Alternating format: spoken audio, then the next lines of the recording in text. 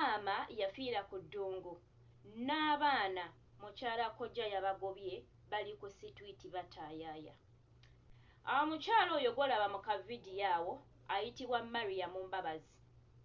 Akigambibwa nti yava e Uganda n'akwata abaana be n'abalekera mukyala kojja n'agenda ku ddungu abe ng'ayiiya ekikumi. Kyannaku nnyo nti amawulire kati agavaayo galaga nti omukyala ono yafa. Ngezezzaako okutuuka ku akawunti ye eya TikTok, nyongera okukakasa. Akawunti ye eya TikTok eraga nti yakoma okupositinga omwaka oguwedde mu mwezi ogwokusatu, ennaku z'omwezi ziri 22 oba 11 weewatyo, naye ng'omwaka oguwedde 2024 mu mwezi ogwokusatu we yakoma okupositinga ku akawunti ye.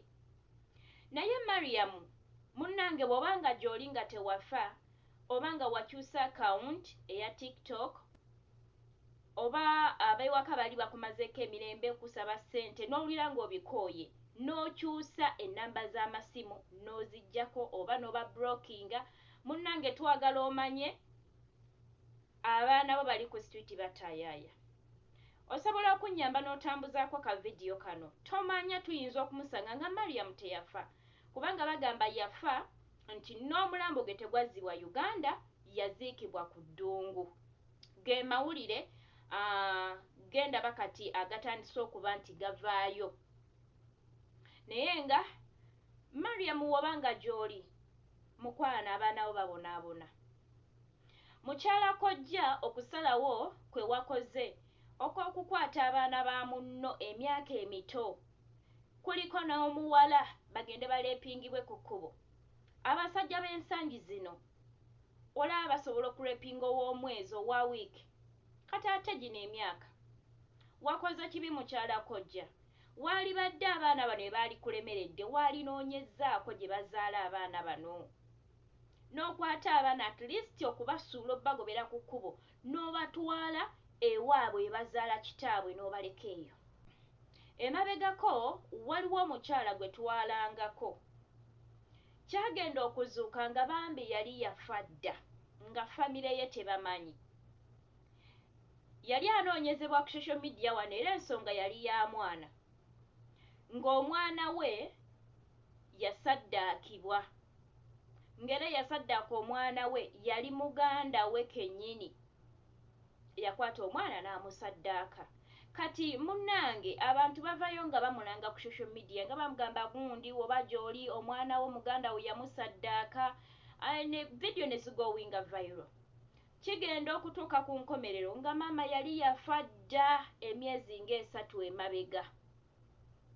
Ne wesanga nti maama yafa, yagenda kunoonya ssente kulabira baana, n'omwana wuuyo muganda wa musaddaase. Bigenda okuzuuka nga ne taata w'omwana naye yafa accident. Kale ensi bwetyo bwetambula, ensi ejjudde ennaku n'okukaaba. Naye nga mukwano ntambuliza vidiyo eno, osanga tuyinza okuzuula Mariam nga gy'ali mulamu, nga teyafa. Kubanga mukyala kojja singa amanyi nti Kadaama ono yafa, osanga teyali kasuse baana ku kkubo. Ayinza okuba nga mukyala kojja ekyamunyiizizza okutuuka okukasuka abaana bano ku street ng'alowooza Kadaama gy'ali aganye kumuwa buyambi. Naye nga byebyo bamikwano, nkuba kyeyo wonna w'oli. Nkwegayiridde bw'ozuukuka ku makya n'okeesa, fukamira ku maviivi weebaze ku Katonda ate osabire abaana.